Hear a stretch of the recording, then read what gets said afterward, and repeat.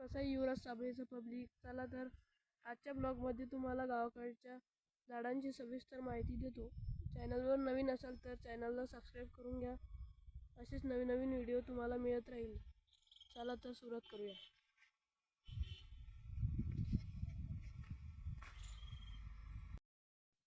आता आपण पोहोचणारच आहे, थोड्या टाइमात पोहोचू.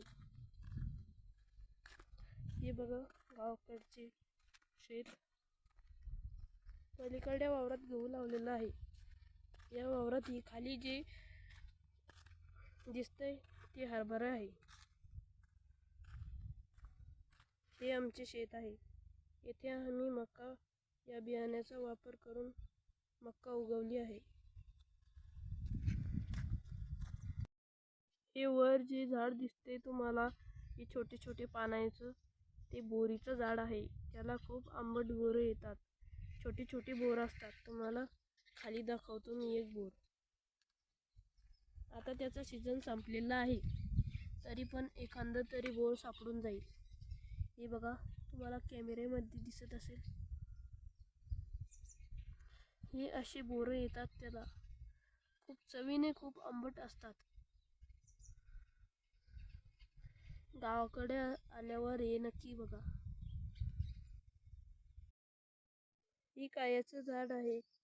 हे तुम्हाला माहीत असेल तर कमेंट करा. आमच्या भाषेत याला उमराचे झाड असे म्हणतात. हे बघा, याला उमरा पण लागलेले आहे. हे धार्मिक शास्त्रात याला, आमच्या धर्मात याला खूप पवित्र मानले जाते. हे बघा, खूप उंच असते हे झाड.